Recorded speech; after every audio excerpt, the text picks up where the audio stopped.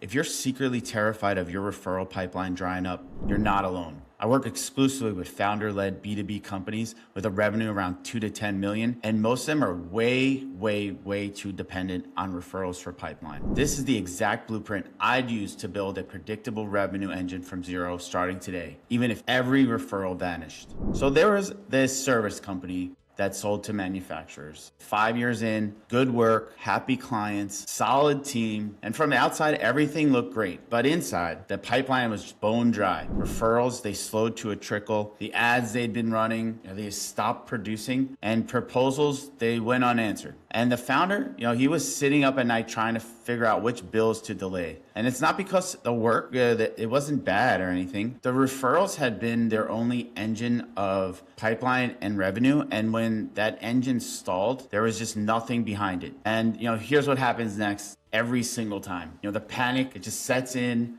so the founder goes into his pockets, hires a lead gen agency. Maybe it's $5,000 a month. And, it could be like a content distribution play where the agency sends over a spreadsheet of names and emails. By the way, I know exactly this playbook because I used to work at one of these agencies, B2B agency, super reputable. This was our playbook when I started, and they ran the content distribution play. You get downloads, you send the client a list. The client loves it because it has names, emails, phone numbers, titles, and companies of so-called leads that they want to go after. And then they'd call us asking how to actually get in touch with those people because nobody answered after some random person messaged them after downloading an ebook on a third-party site. No one was actually in market. And 3 months later, many of them, that 15K was gone. There was zero pipeline. Tons of leads, zero pipeline. And then they start thinking about what's that cold email blitz look like. They have to, do their mass outreach to strangers and,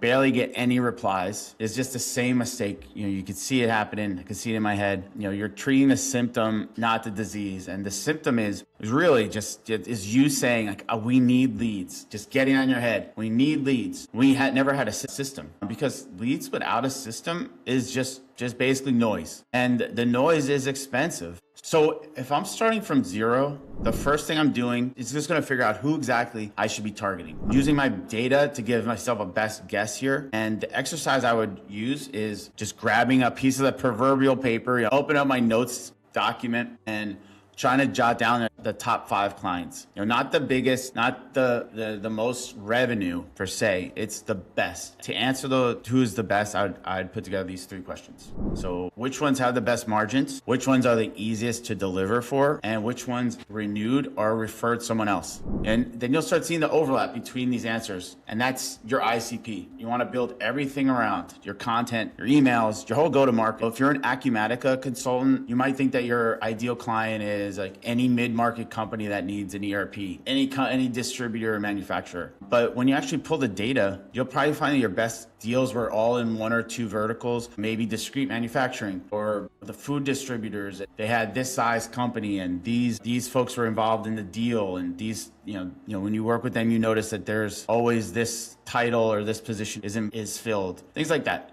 There's a pattern that's going to start arising here, and that there's always going to be that pattern that you can start identifying when you actually sit down and do this. And your ICP is just really not your industry and company size. It's the situation. And that's the biggest differentiator I can tell you when you're thinking about who's our target, who's our ICP. It's, could be a company that's outgrown their current system, that's duct taping the processes together. And they know that something has to change, but they don't know where to start. That's not a demographic. That's a mindset. And that's what makes your marketing actually land for them. Now, once you know who to serve, your positioning has to match. And this has to be an exact match. Your target, your ICP is not dumb. They're getting bombarded with content all day long.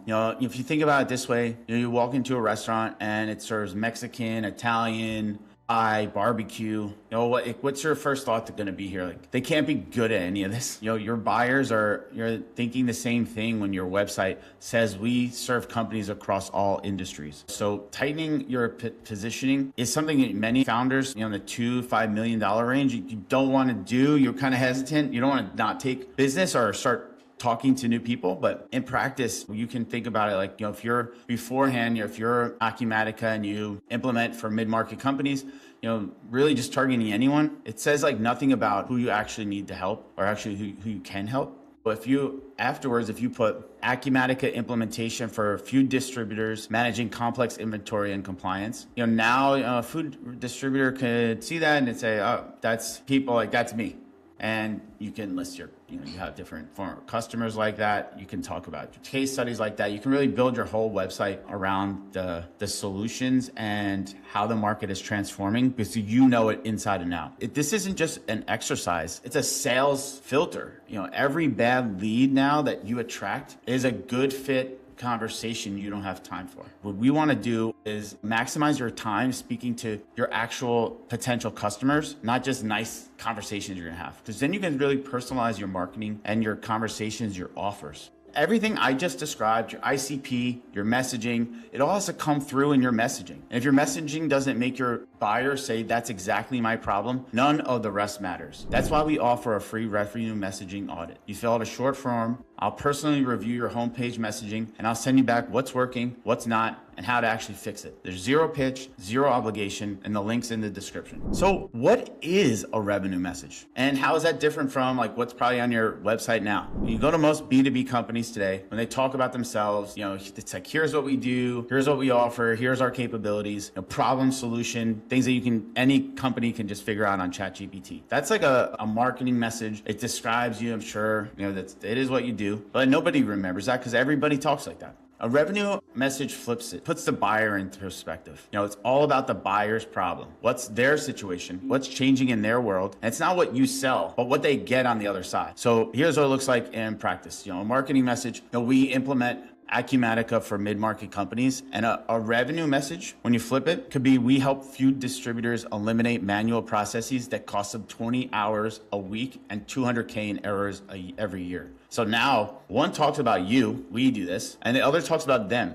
Guess which one's gonna start a conversation? Guess which one, when a CFO reads it, is gonna actually speak to them and put the light bulbs off in their head. Not another just implementator that serves mid-market companies. But here's one that actually can save hours, save hundreds of thousands of dollars a year, helps my bottom line. I want to talk to these guys. Quick way to test this is, put this new message in your LinkedIn headline and send it to 3 clients in the past that, fit your new ICP that you've come up with. And does this sound like what we did for you? If they say yes, you're going down the right path. If they say sort of, it's trying to keep refining. And a great founder, great marketer doesn't really just set on just one, just gets this headline and just moves on. Continue refining it as you're growing, as you're getting better results, as you're understanding the industry and what your audience needs. There's always, if you think about what the industry you're serving and like your real ICP, there's probably something that the transformations that's happening in their industry. How can you define that and the results and the outcomes that they need? So by month 2, your ICP, it should be locked. Your positioning, you got it tight now. You got the messaging is real clear, crystal clear. And now you need to show up where your buyers are paying attention. And this is where plenty of founders, they blow it. They try to be everywhere at once. They want to be on LinkedIn or YouTube, email. They want to go to trade shows. They want to do everybody's podcast, LLM. They want the GEO. They want whatever is like buzzing in it today. They want to do it all at the same time. And that just gets you surface level results. And, if you're a founder for lean company, you don't have time for that. You don't have time probably don't have a budget that can really hire a marketing agency that's just going to go deep on everywhere. So what I would do, I would pick 2 channels and just go deep here. So, do a quick audience research, understand where your audience is spending time. They may not be spending time on a doom scrolling TikTok. If you sell to manufacturers and distributors, maybe on LinkedIn or on Meta. They may be reading posts about supply chain and ERP modernization, but they are also spending time on YouTube. They're trying to figure out, which solution fits. You have to think about where's your audience spending time, and then how can you go deep onto that channel and serve them the content that they're going to care about. So going deep on LinkedIn, for example, doesn't mean just posting and sharing insights and just walking away afterwards. On LinkedIn, you want to start commenting. You want to start following and connecting with potential buyers and potential influencers or people that are influential in the industry, and you want to just start creating conversations, bringing social back to the social media. Commenting, I bet you if you're just starting off on LinkedIn, you'll get more views on your comments than you will on your posts. So just start conversations there, and then just think about where those relationships are going to start from. And if you can do like a couple pieces of content a week, or it could be one like major pillar here, like long form piece, like a video or a long article, that can turn into a newsletter, 3 LinkedIn posts. One idea that you have that you can go deep on a week can turn into 5, 10 different pieces of content that now you're sharing this across your key channels in different ways that your audience can start consuming it, because not everyone consumes content the same way. And you got to find a pace that works for you. If you're sending 15 minutes a day commenting, 20 minutes a day creating, however it works for you, I would put that into your daily calendar so you can build a routine, and make sure you can get a pace without burning out. So this month, month 2 again, it's not really like about leads, it's about awareness. How can you start building some awareness who you are? Start getting in the conversations, letting people visit your profile or your website. It's about that building some trust now. You want your target accounts to start recognizing your name and associating you with solutions or being an expert in their field. So when they're ready to buy, you're not starting from scratch. While you're building visibility, don't ignore the network you already have. But I'm not talking about sitting around and waiting for referrals, because that's what got you in this situation, right? I'm talking about how can you activate your network that's on your terms. So the difference I think about is the passive message on, hey, do you know anyone who needs help with my whatever solution I have? That just puts all the burden on them, and they have to think about someone, figure if it's a fit. Maybe it's not, maybe they just want to do you a favor and just throw you some names, and they got to make the connection. And most people are just not going to bother doing that, because you're not really making it easy for them and kind of showing them what you do. An active way to think about this is I would message and say hey, I noticed you're connected to Sarah at Midwest Distribution. We've been helping food distributors with their ERP transitions, and they look like they might be dealing with some challenges. Would you be comfortable making an intro? You did all the work for your connection already. You found the person, them, your mutual connection. You gave them a reason to reach out, and all they have to do is say yay or nay. And I did a whole video on this building that referral system. The link's down in the description if you want to go deeper on this. Okay, month 3. This is the system that keeps running after you stop pushing. So you got to start with your target account list. I wouldn't say thousands. I wouldn't even say hundreds. I would say 50 to 100 companies that match your ICP tight. You probably know most of them by name already. And for outbound, you need to start watching these accounts for different signals, not just blasting just sales emails at them. I would start watching. Maybe a manufacturer announces a new facility, or a distributor gets acquired, or they post a job for an IT director or an ERP administrator, which means they may be upgrading systems here, or they're having some issues. A competitor loses a big contract. These are all the reasons to start reaching out with something useful. And it's not always a pitch, right? It's an insight that they can use, whether they hire you or not, like a permissionless value that you can just deliver to them without them having to feel like they need to say yes to. They already said yes because you've done the research. This is what signal-based pipeline starts to look like.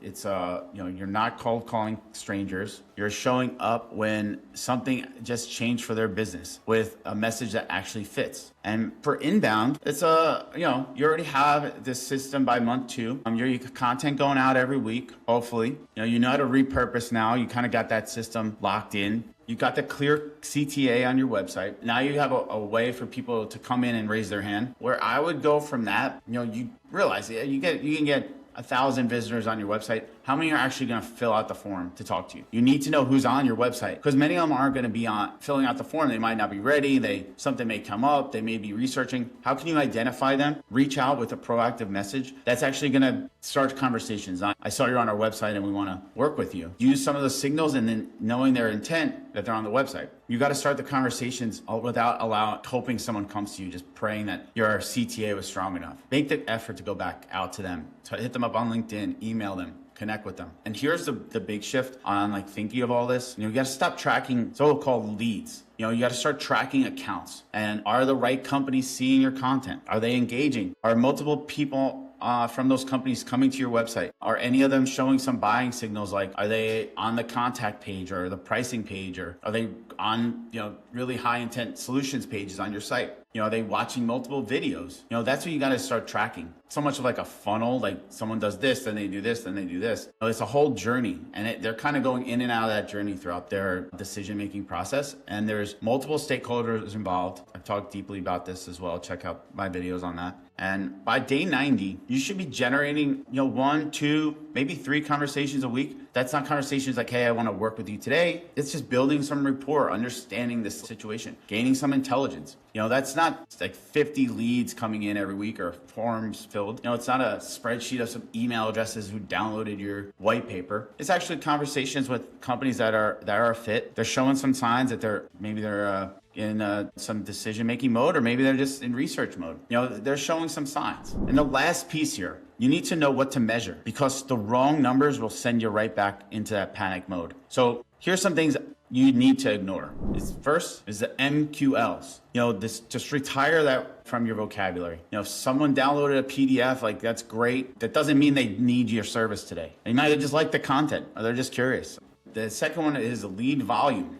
More leads never means more revenue. It's not always this so-called numbers game that every founder wants to start saying when they're doing lead gen. It just means more noise that you need to sort through, or more people you need to hire to go through it. And the cost per lead runs into that. CPL. This is pretty dangerous because it incentivizes garbage. The cheapest leads are always going to be the worst. They're going to be cheap. And it looks good for marketing, but it never works out for sales, causes the clash, and they don't close. The followers, social followers, 1,000 followers who aren't your buyers is pretty worthless. Who cares? I'd rather have 20 people reading my content every day that are in my target ICP than 10,000 followers who don't care about me and I can never work with. So where do you actually start tracking? Where you can start is pipeline velocity. How fast is revenue moving through your system? So this would combine deal count, your deal size, your win rate, and sales cycle into one number that you can start tracking quarter over quarter. If the number's going up, you're growing. If it's flat, something's stuck. Simple.